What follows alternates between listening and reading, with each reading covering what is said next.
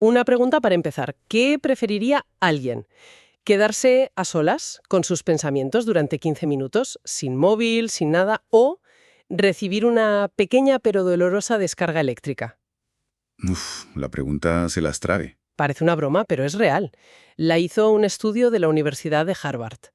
Y la respuesta es como poco inquietante. Inquietante es poco. El 67% de los hombres y el 25% de las mujeres prefirieron la descarga eléctrica. Es que la cifra es brutal. Eligieron el dolor físico antes que enfrentarse, bueno, al silencio de su propia mente. Exacto. Vale, vamos a analizar esto, porque ¿qué pasa dentro de nuestra cabeza para que nos resulte tan insoportable?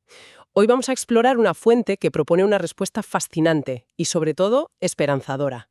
Se trata de un libro de la neurocientífica Nazalet Castellanos, titulado El puente donde habitan las mariposas. Y la idea central, el meollo de todo, es que no somos meros espectadores de lo que ocurre en nuestro cerebro. Para nada. La autora defiende que podemos ser, y esta es la frase clave, escultores de nuestro propio cerebro. Para demostrarlo, hace algo muy valiente. ¿El qué? Tiende un puente entre dos mundos que rara vez se hablan. Por un lado, la neurociencia del premio Nobel español Santiago Ramón y Cajal, y por otro, la filosofía de Martin Heidegger. Y todo eso lo une bajo un concepto que ella llama biosofía. La promesa es enorme. No solo entender por qué le damos al botón de la descarga, sino descubrir herramientas muy concretas para, literalmente, reconstruir nuestra arquitectura neuronal. Y el camino empieza por algo tan simple y tan olvidado como la respiración. Para empezar a esculpir ese cerebro, lo primero es cambiar la mirada, la perspectiva. Y ahí entra ese concepto que has mencionado, biosofía. Suena un poco etéreo. ¿Qué es exactamente? Es una pregunta clave, porque es el cimiento de todo. No es solo juntar datos de biología con citas de filósofos. Es una invitación a sanar una herida muy antigua en nuestra cultura. ¿A qué te refieres? Pues piensa en el famoso debate de 1922 entre Albert Einstein y el filósofo Henri Bergson. Sobre la naturaleza del tiempo, ¿verdad? Exacto. Al final Einstein, frustrado, sentenció: el tiempo de los filósofos no existe. Y con esa frase, vamos, cavó una zanja enorme entre la ciencia, el mundo de los hechos, y las humanidades, el de la experiencia subjetiva. Y esa zanja sigue ahí. Vemos la ciencia como algo frío, lleno de datos, y la filosofía como algo abstracto, sin aplicación. Justo. La biosofía intenta tender un puente sobre esa zanja. Propone que estudiar nuestra propia biología no tiene por qué ser un ejercicio frío, puede ser una fuente de sabiduría. O sea, es dejar de ver un electrocardiograma solo como un gráfico y preguntarse, ¿Qué historia cuenta este ritmo sobre mi vida, sobre mi miedo, sobre mi alegría? Es unir el poema con el mecanismo neuronal.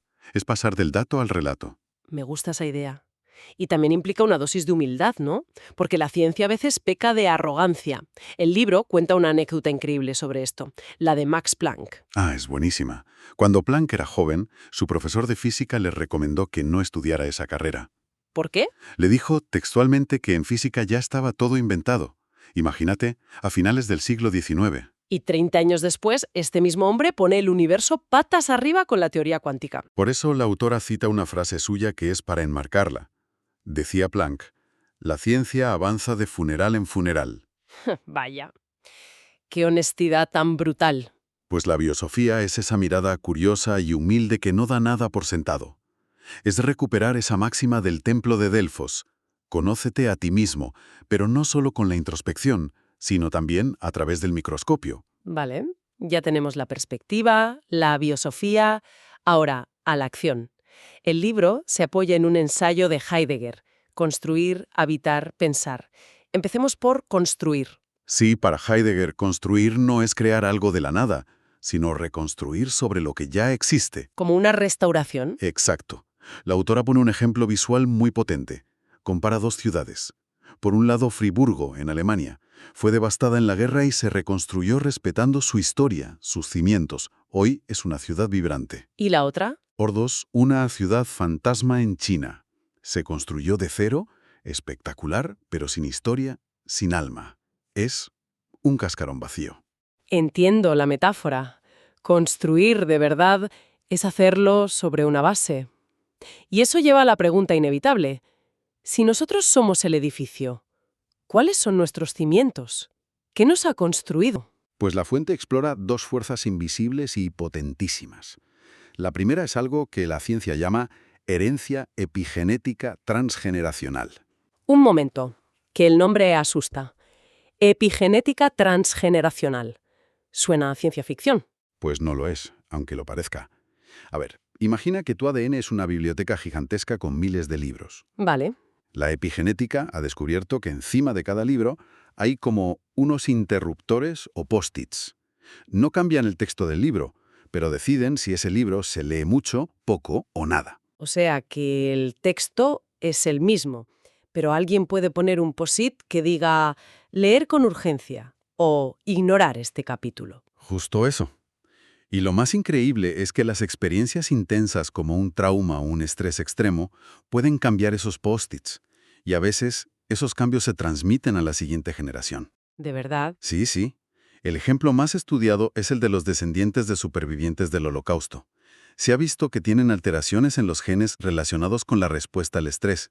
Es como si su cuerpo viniera de fábrica con la alarma más sensible. Vaya, la guerra de sus abuelos está literalmente en su biología. Es abrumador. Y esa es solo la primera fuerza. Has dicho que había una segunda. La segunda son nuestras relaciones. El libro lo llama reciprocidad fisiológica.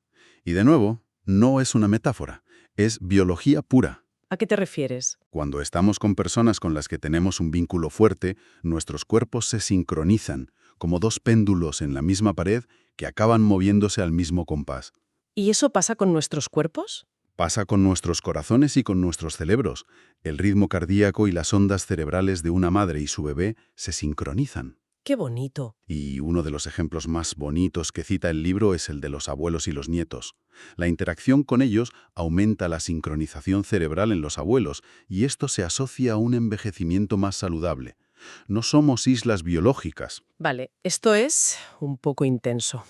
Me estás diciendo que mis cimientos están hechos con traumas heredados y con los latidos de la gente que me rodea. Suena a que tenemos poco margen de maniobra. Pues precisamente esa es la segunda parte del puzzle de Heidegger.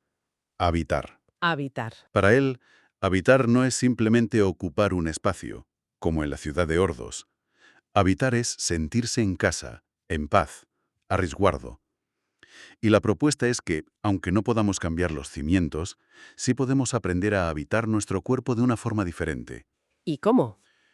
El puente para llegar a ese estado de paz interior es la respiración.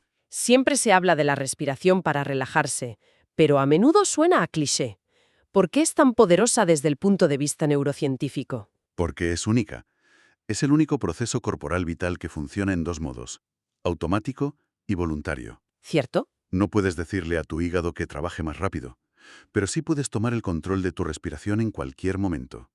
Y ese acto, tan simple, es como coger el timón del sistema nervioso. ¿Cómo funciona ese mecanismo? Al respirar de forma lenta, sobre todo alargando la exhalación, activamos el nervio vago.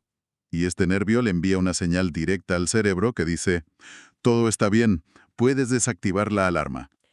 Y eso reduce la actividad de la amígdala, el centro del miedo. Exacto. Y potencia el sistema parasimpático, el que se encarga de la calma y la reparación. El libro propone técnicas concretas. Sé que imagina unas cartas entre Heidegger y Hannah Arendt para explicarlas. ¿Hay alguna que sea especialmente sencilla? Hay una muy básica pero potentísima. La respiración lenta. Consiste en inspirar contando mentalmente hasta 5 y expirar contando hasta 10. El doble. Suena fácil, pero tengo que admitir que yo he intentado eso de contar. Y a los 3 segundos mi mente ya está haciendo la lista de la compra. Es la experiencia de casi todo el mundo, no hay que frustrarse. La clave no es dejar la mente en blanco, eso es imposible. La clave es darte cuenta de que la mente se ha ido y, amablemente, traerla de vuelta a la respiración. Una y otra vez. Fortalecer el músculo de la atención. Justo. Y para motivarse, la autora cuenta algo impresionante. En neurocirugías, con el paciente despierto, se les entrena para que mantengan la atención en la respiración. Y así modulan el miedo. Vaya. La pregunta que deja en el aire es, si ellos pueden hacerlo en un quirófano, ¿cómo no vamos a poder nosotros 5 minutos en nuestro día a día? Y con esa herramienta, con ese músculo entrenado, volvemos al principio, a ese estudio de Harvard y a nuestro rechazo a estar a solas con nuestros pensamientos. ¿Qué pasa en el cerebro cuando no hacemos nada en concreto? Se activa lo que se conoce como la red neuronal por defecto. Es el estado base del cerebro, su modo de reposo activo. Y lo que hace esta red es divagar. Viajar al pasado, preocuparse por el futuro. Eso es. No es necesariamente malo. Es una fuente de creatividad. El problema es que a menudo esa divagación nos lleva a lugares oscuros. El estudio de Harvard estimó que pasamos casi el 47% del tiempo en este estado de mente errante. La mitad de nuestra vida con un piloto automático que a menudo nos lleva al pesimismo. Aquí es donde entra en juego Ramón y Cajal y su idea de esculpir el cerebro, ¿verdad? Aquí es donde todo cobra sentido. Ramón y Cajal fue un visionario. Cuando se pensaba que el cerebro adulto era fijo, él fue el primero en hablar de plasticidad neuronal. De que las conexiones podían cambiar. Vamos a dirigir. Vale, ser escultor del cerebro suena genial, pero en la práctica, ¿por dónde se empieza? Si la respiración era el puente para habitar, ¿cuál es el cincel para esculpir? El cincel más poderoso que tenemos es nuestra habla silenciosa, ese monólogo interior que nos acompaña constantemente. La vocecita. Esa misma. La calidad de ese diálogo es fundamental. El libro menciona un estudio muy revelador con estudiantes. A un grupo se le indujo un monólogo autocrítico, en plan, «¡Qué desastre eres!», y a otro uno motivador, «Venga, sigue así». Y me imagino el resultado. Clarísimo. El rendimiento del grupo con el monólogo autocrítico fue significativamente peor. Nuestro narrador interno puede ser nuestro mejor aliado o nuestro peor enemigo. El problema es que a menudo esa voz crítica está tan pegada a nosotros que ni siquiera la cuestionamos. Por eso la fuente sugiere una técnica de distancia psicológica, que es sorprendentemente simple y eficaz. Consiste en cambiar la persona gramatical de tu monólogo. ¿Cómo? En lugar de decirte, «Estoy abrumada, no puedo con esto», pruebas a hablarte en tercera persona, como si le hablaras a un amigo. Tu nombre está abrumada. Siente que no puede con esto. ¿Y ese simple cambio de yo a tu propio nombre marca alguna diferencia real? Una diferencia enorme. Y se ve en un escáner cerebral. Cuando usamos el yo, se activan las áreas emocionales. Es estar en medio del huracán. Pero cuando cambiamos a la tercera persona, se activan las regiones de la corteza prefrontal. ¿Las de la regulación emocional? Exacto. Es como subirse a un helicóptero y ver el huracán desde arriba. No niegas la tormenta, pero dejas de identificarte con ella. Te da espacio para decidir cómo responder. Es un pequeño truco lingüístico para esculpir una respuesta más sabia. Entonces, si unimos todas las piezas, la idea de fondo es que no somos víctimas pasivas, ni de nuestra biología ni de nuestro pasado. Esa es la conclusión principal. El concepto de biosofía nos invita a ver la ciencia como un manual de usuario para conocernos y transformarnos. Hemos sido construidos por la historia familiar y por nuestras relaciones. Son nuestros cimientos, eso es innegable. Pero la maravillosa realidad de la plasticidad cerebral nos da la capacidad de reconstruir sobre ellos. Y las herramientas son sorprendentemente accesibles. La respiración como ese puente para habitar el cuerpo con calma. Cuerpo a ser el arquitecto de nuestra propia casa interior. Justo eso. El libro nos deja con una última idea para reflexionar, una que le da la vuelta a casi todo lo que solemos pensar sobre el cerebro. Normalmente pensamos que el cerebro organiza lo que hacemos. Claro, es el director de orquesta. Pues algunos científicos proponen justo lo contrario. La función organiza al cerebro. Espera, eso es darle la vuelta a todo. Significa que si empiezo a actuar como si fuera una persona tranquila, aunque por dentro sea un manojo de nervios, ¿mi cerebro físicamente empezará a cambiar para adaptarse a esa nueva función? La mente moldea la estructura física de nuestro cerebro. Si practicas la gratitud, no solo te sientes agradecida, fortaleces los circuitos neuronales de la gratitud. La acción precede a la estructura. Vaya. Y esto nos lleva a la última reflexión para quien nos escucha. Ramón y Cajal decía que la voluntad es nuestra herramienta más divina. Y el autor añade que quizás la función más noble del ser humano es la de cuidarse. Me gusta esa idea. Así que la pregunta es, si la función de cuidarse empieza hoy, ¿cómo empezaría esa función? Ese simple gesto, a organizar el cerebro a partir de este mismo momento.